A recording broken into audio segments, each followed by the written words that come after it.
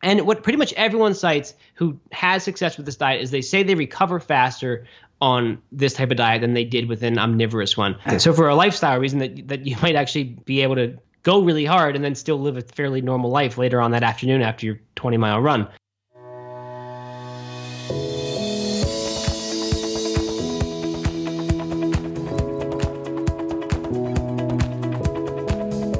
Hey, I'm Scott Jones from eMeals, and you're listening to Real Food for Real Life. On this episode, I talk with Matt Frazier, the author of the No Meat Athlete Cookbook. Matt is a vegan, an ultramarathoner, and the founder of the No Meat Athlete movement. It's also worth noting that his cookbook was named a Best Health and Wellness book by Sports Illustrated last year. Matt talks about how, based on his experience and research, a plant-based diet can help you perform better, recover faster, and generally feel great. Now, before we get to the interview, I have a few housekeeping items. First, send us your questions and comments. We read all of them. And if you have a suggestion for a future guest or a potential topic, I'd love to know that too. You can find us on Twitter at eMeals using the hashtag AskEmeals. We also have an email address. It's community@emeals.com. If you don't already subscribe to our podcast, subscribe today. It's simple to do.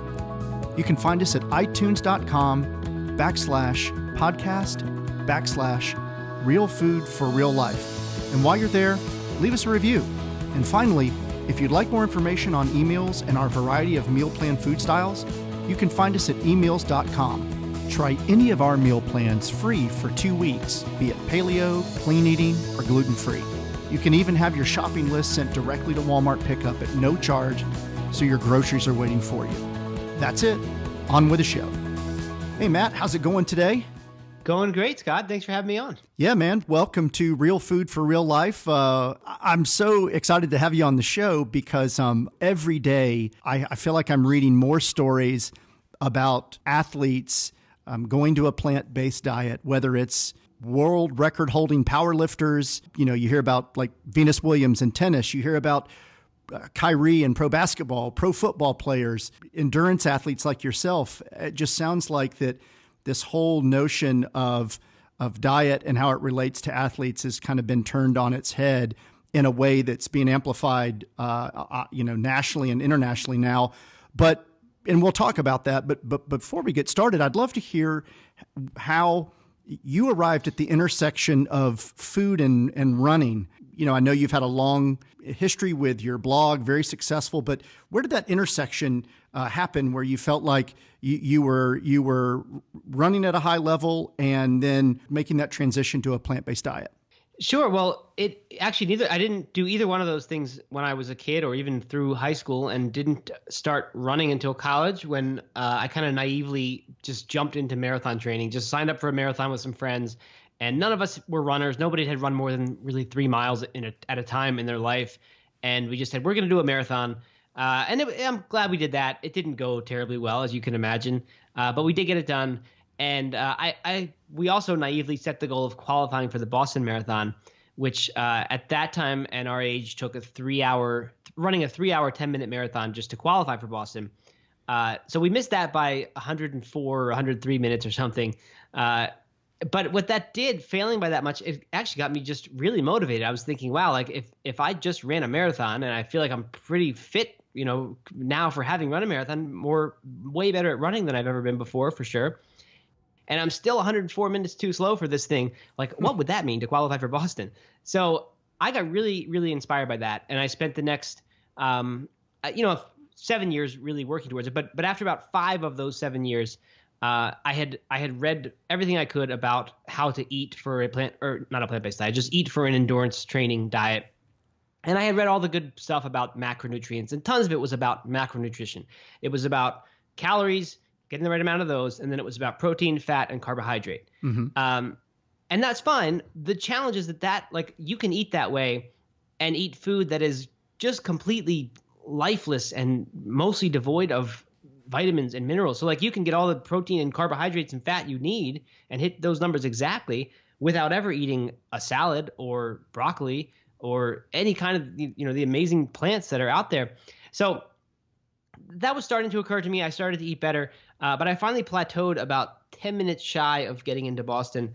And at that point, right around the same time, I got a dog for the first time as an adult. Just had gotten a dog, really connected with this dog, and started to feel like I didn't want to eat pigs anymore, just because I had heard people say that pigs were smarter than dogs or as smart as dogs. And it just struck me as really weird that I could love this dog like I did and be eating an animal that theoretically was intelligent and felt the same feelings this dog might. So I got motivated to do that. I wasn't sure what it would do for my health or for my fitness. And I actually was scared that it would kind of be the end of my Boston journey.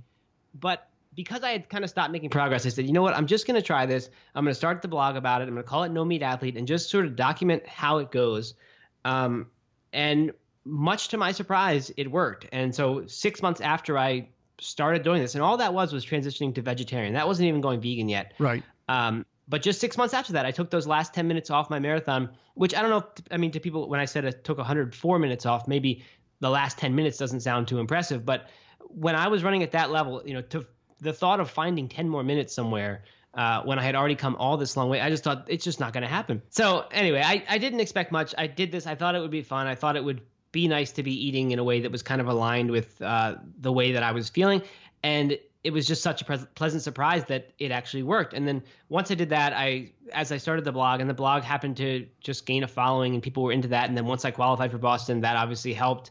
So then I just got exposed to all these different people and started to realize that there were athletes out there doing it. I hadn't been able to find any, which is one of the reasons I had started this blog, because this was 2009. Right. And that wasn't all that long ago. But man, this movement, especially for athletes, has come so far in those 8 years, almost 9 years now. So I got exposed to some of the people who were doing it, and they were all choosing 100% plant-based diets. And they were saying that it was no coincidence that they were experiencing gains and performance improvements from this. And they cited a lot of reasons, and we can talk about some of those if you want. But once I saw that, I didn't look back, and I said, wow, this is working. I'm going to go all the way vegan. And I did that at the same time as after I qualified for Boston, I set the goal of running a 50-mile race, and I did that. And then I started training for a 100-mile race, and I did that. And I did all this stuff with fewer injuries than I had ever experienced before. And I was running more and more miles. And, in the past, if I had tried to run 2 marathons in 3 months, which I did try, I would get hurt. Yeah. But for this 100-miler, I had to run a 50-miler, 8-9 weeks before it. And I had to run a 50K a few weeks before that. I don't remember the exact order or timing of it. But, in a matter of 2 or 3 months, I was running a 50, 100, and a 50K. And I just, injury wasn't a factor. So I don't like to just blindly say the diet makes you not get injured anymore, or the diet is a miracle for all athletes. And for everyone who tries it, they're going to have this result. But it's hard for me to ignore just what a difference it felt like it made, like what a different runner I was after I started eating this way. Right. Well, we're only a few minutes into the conversation, and I already have a list of 20 questions that I want to ask you. So let's go back to the beginning just for clarification. And while you were on this journey to go from your first marathon to actually qualifying for Boston, in addition to making these dietary changes, was your training staying constant, or can you attribute some of those improvements to, say, an increase in mileage or increase of quality workouts? I mean, how integral was the diet to you actually, getting to the level of being able to qualify for Boston? Or was it, you had accumulated these base miles? I mean, because I know that there are going to be some people listening that might be rolling their eyes. So help us, Sure. Understand that part. Yeah. So I think of the diet as the last piece of that whole puzzle. It took me 4 years after that first marathon that didn't go so well. It took me 4 years just to run another. And then after that, it was all different stuff. Like once I kind of learned how to train and successfully finish a race, then there was still some quote unquote, easy gains to be made by, now not just training to get through a marathon, but starting to train to actually get faster and start actually doing speed work and hill workout and all these different workouts. So that, of course, helped too. And along the way, I was starting to eat better. I was reading books like Chris Carmichael wrote a book called, I think it was called Eat Right to Train Right, or Food for Fitness. Yep. He was Lance Armstrong's coach back in the glory days of Lance Armstrong. And it's a great book, just very, very comprehensive. And turns out one that although written for omnivores, or at least not really specifying which type of diet you need to eat, turns out very, very easy to follow that on a plant-based diet. So I basically took that philosophy, which had already helped me, and now just applied plant-based to it, or applied it to a plant-based diet. Yeah. Well, to be fair, Matt, I've had a number of athletes on the podcast, from Olympic athletes to professional athletes, and all of them say that missing component of training is the nutrition. And when you can, that's what's ultimately going to get you to the next level. Yeah, I would believe that. But kind of as we've alluded to, like, that's not the only thing. It's not that you can just start eating a certain way and suddenly you run an hour faster marathon. Now, if you eat that way for a long time and that causes you to lose a lot of weight and, maintain fitness, then you actually might have some great improvements. But obviously the training is a huge piece of any type of improvement. And like I said, that diet for me was, I think, the last piece. But it was a surprising, it was like I found this ace up my sleeve that I didn't know I had. I thought I had done everything I could. And like I said, this was kind of me throwing my hands up saying, well, I don't know if I'm going to get to Boston anymore, so why not just eat this way? Yeah. And the fact that it helped so much was quite a surprise. Yeah. Well, that's great. And I guess the next question would be, so you have this puppy and you have this, you're wrestling with this moral dilemma suddenly, and you decide that you're going to get on this path and you're going to document it via your blog. Did you have a food background or a cooking background or a writing background? I mean, I know you have a background in math and are obviously not afraid to get, down in the weeds with the numbers. So you could probably, do the research, but how did you begin to, onboard all of this information about nutrition and being able to kind of articulate that in a blog that then, kind of grew into what is today? Yeah, I really didn't have any background in any of those things. Although I had no formal background in food or nutrition, cooking, running or fitness, they were all things. And I think partly the fact that I didn't have a kind of an expert point of view, it was more of like hey, I am a lot like you, the person reading this blog. You're on a journey. Yeah. And I think that has made it, and still makes it relatable, and something that people could understand. And you and of course, when you read a book that's written by a pro athlete about, the way they've dialed in their nutrition, like that offers something of tremendous value. But I do think that there are some people who that it's not believable enough, or it's not applicable enough because it's just not written by what they consider a real person. So I think that helped a lot. But yeah, I just kind of started doing it. Like I was kind of bored with the grad school stuff. I was really, really passionate about the marathon training thing, and I was so excited about this new diet that and I was also kind of just entrepreneurial. Like I just wanted to do something. I thought it'd be fun to put ideas out there in the world and see what happened.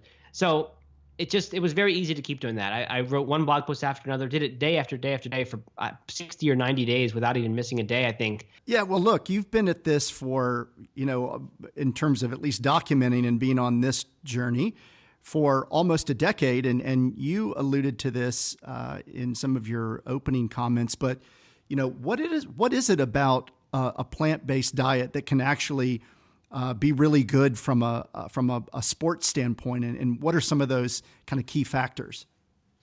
Yeah, so there are a few. This is kind of a new thing. Like, I haven't seen any studies that really say plant-based is better than paleo, or paleo is better than plant-based, or anything like that. And I hope that kind of stuff happens soon, that people do start doing these larger studies, and we can actually learn something about what type of diets do work for sports other than just anecdotal things. But you see it happen, as you mentioned. You see a lot of elite athletes turning to this, and for a while it seemed like it was endurance athletes, the people because endurance sports tend to favor a smaller frame and being skinnier and just not carrying that extra weight. But then recently you've seen it with the strength and speed sports. You've seen it in NFL, NBA, pro soccer, even like mixed martial arts. That Nate Diaz, I think, won the championship, and then attributed a lot of it to his vegan diet. Which is amazing that in a sport like that, like where it's like one of the toughest things you can imagine, that a plant-based diet is one that, the champion is saying that's what works best. And what pretty much everyone cites who has success with this diet is they say they recover faster on this type of diet than they did with an omnivorous one. And, for them, for pros, Brendan Brazier writes about this in his book Thrive.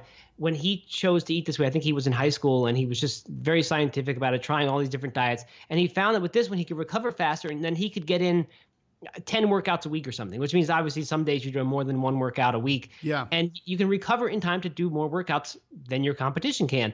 So that's for the pros. For someone who's recreational like me, I'm not going to try to do more workouts in a week. I'm just going to get the same 5, and then I still have to go do the whole rest of my life too. So I'm not trying to work out more, but I think being better, recovering faster, just basically means showing up more prepared and in shape to do that next workout. So I did that, and that just worked for me. And I really do think that when I talk about not getting injured, it's not that I think these things make you injury proof or that plants have some amazing injury proofing power to them.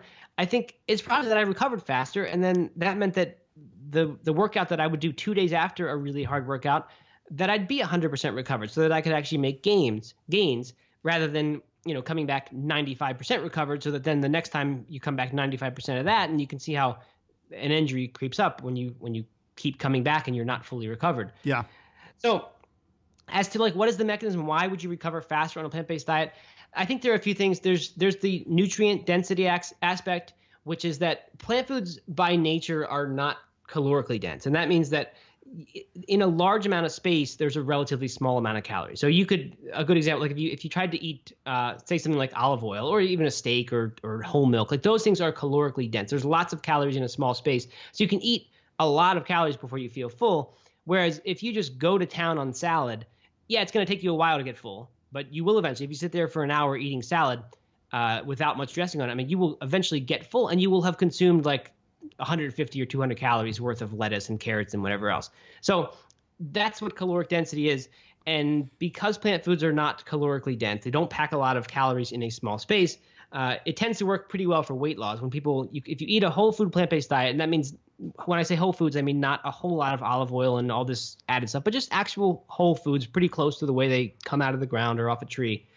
If you do that, like a lot of people will tend to lose weight on that because they can feel full, but they're not eating a lot of density in their calories. Nutrient density, though, is something different, and that's how much micronutrition is there per calorie. Right. And it turns out that's where plant foods are really high. So with plant foods, what you're getting is lots of micronutrition in relatively few calories. And people like Joel Fuhrman, who has the book Eat to Live, among many others, he's a strong plant-based advocate and an MD. That's his equation for health, basically. Nutrition, micronutrition divided by calories. So the more nutrition you can get in the fewest number of calories, assuming it's enough to sustain you, that's the recipe for long-term health. And I think that's the recipe for sports performance as well. Yeah. Again, assuming you're eating enough calories to sustain you and to fuel those workouts, if you can get tons of nutrition in maybe a smaller amount of calories than you're used to, I think your body's going to have an easier time processing that and basically using all those nutrients to recover and get you ready for that next workout. Yeah, and that makes total sense. And I guess the emphasis there being on, whole foods and unprocessed foods, because I guess, from my perspective, I at least I feel like anecdotally I hear stories of these pitfalls and traps in vegetarian diets where people are quote unquote not eating meat, but yet, they're filling up on, Reese's peanut butter cups and all sorts of, processed meat-free products that are still kind of calorie dense rather than nutrient dense. Yeah, they're calorie dense and nutrient poor, and you're absolutely right. That is a bigger problem than it's been before, because as the plant-based diets have really taken off in the past decade, industry has noticed that as well and has accommodated by putting really, really delicious looking, convenient plant-based foods in even your regular grocery stores. And that is awesome, and that's exciting, and that's fun. But it no longer means that the default choice for a plant-based diet, for even a 100% vegan diet, the default way of doing that isn't whole food anymore. There's all kinds of vegan junk food out there on the market. And it's, I really think the inconvenience of this diet, kind of when I started about 10 years ago, was a huge factor in making it a healthy choice for me, and one that it just worked. Like it was inconvenient. So I kind of had to go and make my own food and do my own thing, and it worked. Nowadays, man, there is so much vegan junk out there that I won't lie. I mean, once a month or maybe twice a month, I'll have some of that, and I love it, and it's great, and it's fun to cook a recipe and be able to use the sausage in my pasta. But it's just I don't think it's a good thing that that's happening, and I think the effects of that we will see in a few years from now when there's maybe a big backlash from all the people who went vegan and it didn't work because they ate that kind of stuff. Yeah, good point. So that that type of food obviously is not nutrient dense, and it's good to draw that distinction between whole food and processed food. And that stuff also is missing what I think is the other big reason why athletes recover well in this diet, which is anti-inflammatory properties. Like that just, as I said before, it's like really easy to eat chicken breast and brown rice and hit your carbohydrate and protein goals and just not think about vegetables. And that's pretty much what I was doing for those 5 years when I was kind of training to qualify for Boston and making headway, but just didn't really know that I needed to be eating vegetables. Fruits and vegetables, that's where all that anti-inflammatory stuff comes from, or so much of it. I shouldn't say all, but so much of those foods have anti-inflammatory properties. And I really do think inflammation is a huge part of recovery. And those processed foods, they, if anything, are going to add inflammation. They're not going to help fight it. Yeah. That's important to know because, of course, if anyone's done a long run or gone to lift weights, or that you get sore and you want those foods that are high in those anti-inflammatory properties to help rather than popping a handful of Advil. Yeah, and even some ultra runners who are kind of like on the cutting edge, I guess, of this whole food or at least natural nutrition idea. They'll take tart cherry juice instead of ibuprofen, because ibuprofen is super popular among ultra runners as like the thing you do at mile 40 or mile 60 when everything starts to hurt and your feet are just killing you. It's like a miracle drug. It just makes that stuff go away. But it turns out, it's not such a good idea to be popping ibuprofen all the time for no reason other than your feet hurt. Yeah. So things like tart cherry juice do a really, really good job of lessening the inflammation, and ultra runners will use it even during the race for that reason, which I think is really cool that we're starting to find those things out about foods, and people can approach nutrition that way. Yeah, that's a great tip. I'm going to have to try that. Matt, I want to cut to your book for a second, because one of the things that you say in the foreword of your book, which I found, very thought-provoking, is that, this isn't about a diet. And then you go on to explain that. So tell us, kind of how you arrived at that and what you mean by, this approach to plant-based eating is not a diet. Yeah, I mean, I don't mean to say that you can't go on a diet. Like, you could go on a crash plant-based diet, and you can go 100% whole food vegan and be that way for 2 weeks or a month. And I mean, you could think of that as a cleanse maybe, and you might have some really good results. But I just tend not to advocate for that type of thing. And I don't think a lot of people do these days. That is hopefully kind of seen its day in the sun, and maybe now we can be smarter. So many people we want to change habits. We don't have a lot of patience anymore, obviously. And we all built in don't really know the best way to change, me included. Like, when I get excited about making a change, I will just want to start taking massive action. As I said before, I get obsessed with things. I get really excited about things, and I will want to just overnight flip a switch and just change everything about my life. And I want to change my diet and change my exercise and start meditating and quit drinking coffee and never drink alcohol again. I mean, all these changes I want to make at once. And what I've had to learn, thankfully, there's tons of new habit change research, is that taking small steps and gradually approaching something is so much more likely to last, because you're not going to drain your willpower, and you're going to give yourself just repetitions of doing that habit, and not quite literally, but strengthening this loop in your brain, this thing that starts to make the habit become automatic, adding a fiber to that neural pathway, basically. Again, not quite literally, but just adding to it every time you do it. But with that other approach, that exciting all-in massive action, just go for broke approach, your willpower gets taxed, and then 2 weeks into your diet or whatever, you're everything's going perfectly, and there's this perfectionist attitude that you're never going to slip up, and you don't realize that your willpower has just drained so much, and then your friends call and they're going to happy hour, and that's the end of your diet. You go and you never think about it again, because it also breeds that perfectionism where once you've messed up and you're out, and you may as well just quit, which is crazy that you can make all that progress and then one mistake and now you're done because you ate an extra 500 calories. I mean, like, it's just crazy that we think that way, but we do. It is, and we're so the self-criticism is astounding, how we can beat ourselves up. But to your point, Matt, behavior modification is really difficult. Otherwise, we'd all be, sticking to our New Year's resolution. So, what are your tips, particularly from a food standpoint? Because, we'll try all sorts of new things, but don't touch my food. That's my, one source of enjoyment. So what are some of your tips for, like you said, taking those small steps to ensure that behavior modification sticks and becomes something lasting versus something that's a source of defeat? Right. So veganism as a movement and an ideology, right, it also has this ethical piece to it. It's not just about eating a certain way to be healthier, like a lot of other diets might be. So what I think that tends to create is a lot of vegans who mean well and encourage people to go vegan overnight. And they'll say, just go for it. And sometimes it even gets uglier than that. And they'll say, to vegetarians, well, you're not one of us. You're not doing a good job. Or if you can't be vegan, you might as well not even try. And I just hate that stuff. I think it is so bad for not just our movement, but just for people's health in general. This idea that if you can't do something all the way, you might as well not do it. For me, I mentioned that when I started the blog, I was just vegetarian.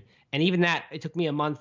It took me a month to go from once I made the decision to be vegetarian, it took me a month to actually get there by cutting out the fish that was left in my diet. Right. Before I'd even made that decision, when I was kind of battling with this thing in my head about my dog, I had decided a year or maybe a year and a half before this that I just wasn't going to eat four-legged animals anymore. I said, I don't want to eat the pigs anymore because that just seems wrong to me with the way I feel about this dog. So I'm going to cut out all the four-legged animals because they seem the most human-like to me. And I just didn't do that. So I ate chicken and turkey, and I was all worried about protein and all that. But having chicken and turkey and fish in there allowed me to feel okay about that. And I had no idea what I was doing at that time. But I think a step like that was such a good one because when people try a vegan diet overnight or a plant-based diet overnight, for some of them it works. For some of them it works well. They get results right away. It just happens to go well with their lifestyle and things work out. And it is wonderful when that happens, and I wish it would always happen that way. But so many people will go, if they were to just stop eating meat overnight, then in their head would be this constant story about you're not getting enough protein. And their coworkers, especially if you're an athlete, and your friends and your other training buddies are going to say, you're not getting enough protein, you're not getting enough protein, you're going to get hurt, it's not going to work. So by just taking that small step, and I still had the chicken and the turkey, I didn't have that story in my head. I knew I was getting all the protein I needed from that stuff. So then that also allowed me to get used to going to restaurants and just kind of not having the whole menu at my disposal, but saying, okay, I'm not going to look at the pork and beef dishes anymore. Now I'm just looking on this side of the menu that has the birds on it and the fish. And then after that, when I went from there to just eating fish in this transition to vegetarian, that was another step. That was kind of like a nice middle step where now it was a little bit harder. And now I was at the point where when I was going over to eat dinner at my dad's house or going to a party at a friend's house, I might need to say like, hey, just so I know what kind of food are you going to have there so that I could make something ahead of time or eat something ahead of time or bring my own thing. And I started to learn how to deal with that social piece, which another major pitfall is when people jump into this and they kind of think they're all excited and ready to do it. And then a situation like that comes up and they get embarrassed or they have an awkward moment with friends or something's wrong. And then they start to question this whole thing. And in general, I just think those thoughts of like, wow, I can never eat a cheeseburger again, or I can never go have dinner with my friends again. Like those are just your absolute enemy. They're poison to any sort of habit change goal. So that's my personal example of the small steps being so beneficial. Right. I don't think anyone needs to take a year and a half to go from, at the no four-legged animals phase, but that's the way it worked out for me. But I mean, if you just take a week at each phase and just kind of let your body adjust to the stuff, because your body will adjust when you make a diet change towards plant-based, you're going to be eating a lot more fiber.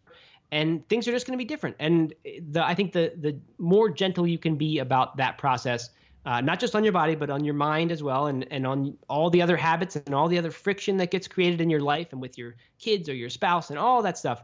If you can take small steps, such as, I'm just going to eliminate these certain foods and I'm going to maybe add in these other foods, but not doing it all the way, or we're just going to do this on Mondays for a meatless Monday type thing. Yeah. And then if that goes well for a month, we're going to make it Mondays and Fridays. And then from there, you do whatever. Or say, I'm just going to do this in the morning. My very first meal is going to be a smoothie or fruit or whatever it is, and I'm going to go until lunchtime, and then I can eat whatever I want. And then once you've managed to do that and you're feeling great from that after 2 solid weeks of that, then say, okay, now I'm going to try to extend this, up until dinner time. And dinner will still be whatever I want it to be, but up until then, I'm going to eat plant-based. So there are all kinds of ways to gradually make this change. And I'm not at all saying that you shouldn't or that you can't be aiming ultimately to be 100% plant-based if that's what you want to do. I think the way that most people advocate getting there, this overnight all at once approach, I think it's just not the way to do it. I think taking small steps is such a smarter way to do it. Amen to that. Well, listen, Matt, I just want to say thank you for being on the show today. We really appreciate all the advice and insight and tips. Thank you for having me on today. You've been listening to Real Food for Real Life. Subscribe today and you'll never miss another episode. You'll also have access to past episodes with terrific guests ranging from cookbook authors to paleo experts, to clean eating experts, to fitness pros. You can find us at itunes.com/podcast/Real Food for Real Life. And when you subscribe, be sure to leave us a review. You can also find us on other popular podcast apps like Stitcher and Google Play Music. If you have questions about this episode or our podcast, feel free to email me at community@eMeals.com, or you can tweet them to me at eMeals using the hashtag AskEMeals. To get more information on eMeals and our variety of meal plans, visit us at eMeals.com. Until next time, I'm Scott Jones. Thanks for listening.